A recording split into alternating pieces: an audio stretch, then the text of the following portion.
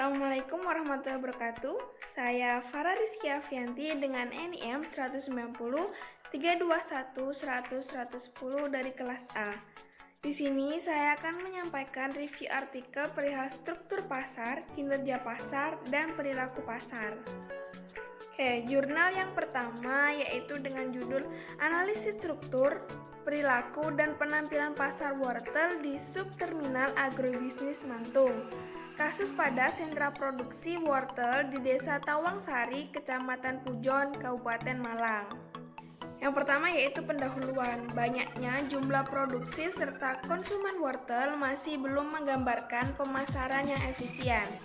Untuk meningkatkan pendapatan, maka harus menggunakan sistem pemasaran yang menguntungkan petani. Para petani melakukan pendekatan pada kelembagaan subterminal agrobisnis untuk memasarkan komoditasnya.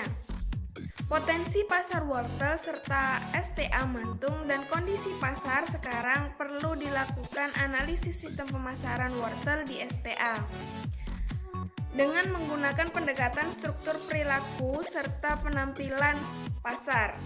Yang kedua yaitu metode. Lokasi penelitian di subterminal agrobisnis STA Mantung serta Desa Tawangsari, Kecamatan Pujon. Penelitian ini menggunakan jenis metode analisis data kualitatif, deskriptif, serta kuantitatif. Yang ketiga yaitu hasil dan pembahasan. Berdasarkan hasil pengujian dari 5 alat analisis yaitu market share, IHH, CR4, IR, koefisien Gini, menyatakan bahwa 4 analisis memperlihatkan struktur pasar wortel di STA lebih mengarah ke pasar persaingan tidak sempurna dan hanya 1 alat analisis yang mengarah pada pasar persaingan sempurna. Dalam pemasaran wortel di STA Mantung serta kelembagaan tradisional di Desa Tawangsari, pedagang tidak merubah bentuk yang bisa menghasilkan nilai tambah. Pedagang hanya melakukan sortasi, grading, serta pengemasan agar membedakan harga wortel. Pedagang juga melakukan fungsi pengangkutan agar menambah nilai tambah tempat. Untuk pedagang baru akan banyak hambatan untuk masuk menjadi pemain pasar yang utama pada tingkat pedagang pengumpul serta pedagang antar daerah. Untuk tingkat pengetahuan pasar yang dimiliki oleh lembaga pemasaran masih sempurna daripada di tingkat petani.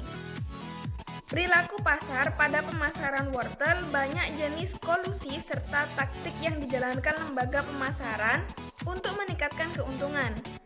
Penentu dari harga pada tingkat petani yaitu pedagang candak kulak serta grosir STA Mantung.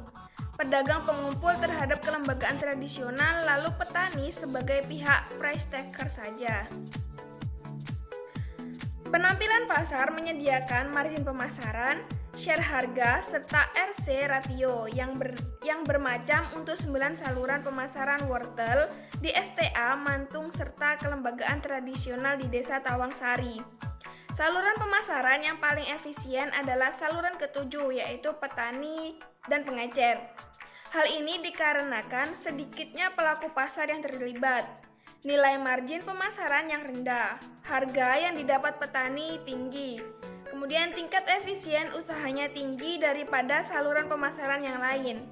Namun, dari saluran ini kapasitas produksi yang bisa dibeli pengecer hanya 100-300 kg per hari. Untuk jurnal kedua yaitu dengan judul Struktur, Perilaku, dan Kinerja Pemasaran Cabai Rawit Merah di Kecamatan Cigalontang. Yang pertama yaitu pendahuluan. Pada Kecamatan Cigalontang, produksi cabai melimpah dan bisa menggerakkan perekonomian masyarakatnya. Petani Cigalontang memasarkan cabai ke pasar lokal di sekitar Tasikmalaya. Namun, tidak semua petani cabai menjual langsung ke pasar kota besar karena terbatasnya alat transportasi, pengepakan, serta kegiatan yang berhubungan dengan pemasaran cabai. Yang selanjutnya yaitu metode penelitian. Penelitian yang dilakukan yaitu metode survei serta pengamatan langsung ke lapangan. Responden utama yaitu pedagang besar pada pasar Kecamatan Cigalontang.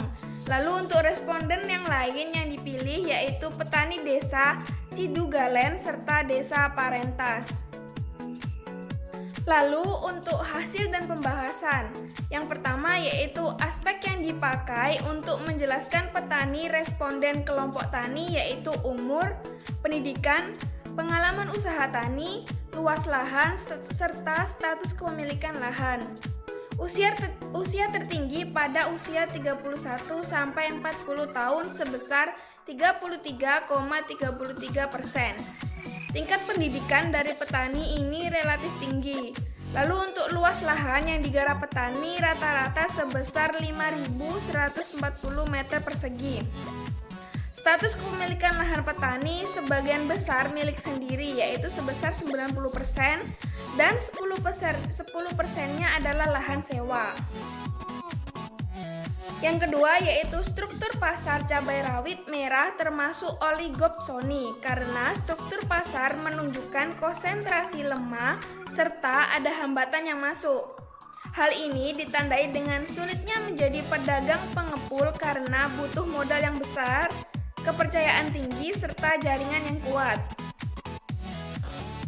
Yang ketiga yaitu perilaku pasar. Di proses jual beli adalah dijual menggunakan mekanisme pedagang pengumpul yang mengambil langsung ke lahan petani.